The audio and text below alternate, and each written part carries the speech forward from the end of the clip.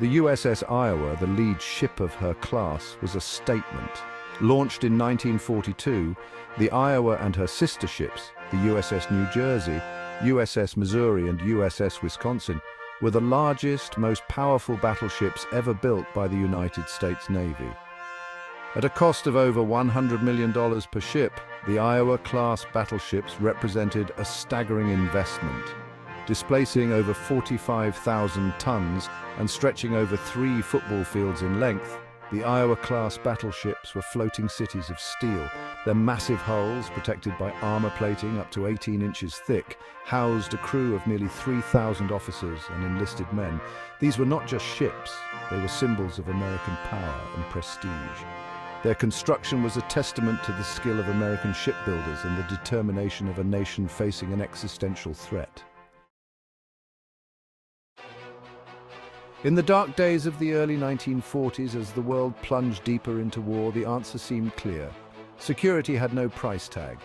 The Iowa-class battleships were conceived in a time of great uncertainty, when the very survival of democracy hung in the balance.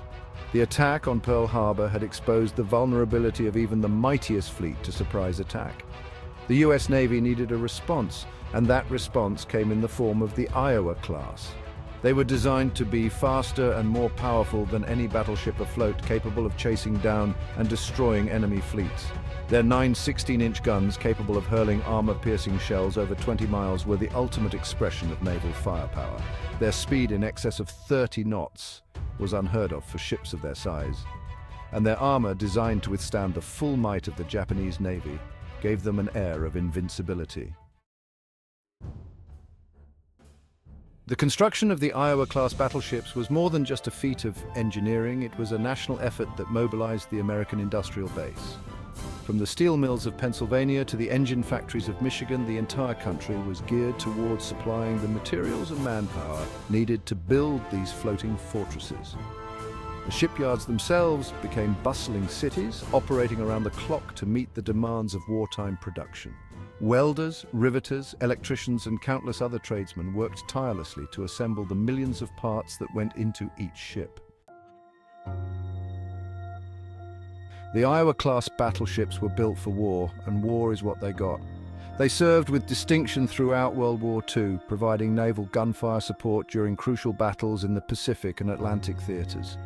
Following World War II, the Iowa-class battleships were placed in reserve, only to be called back into service for the Korean War and later the Vietnam War.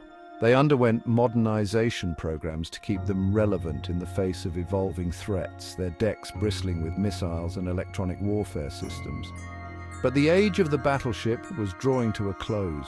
By the 1990s, all 4 ships had been decommissioned for the final time, their long and storied careers at an end.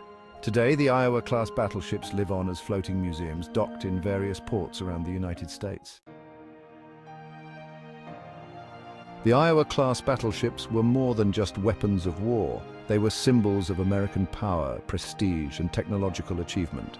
Their construction represented a high watermark in American shipbuilding, a testament to the skill and dedication of thousands of workers.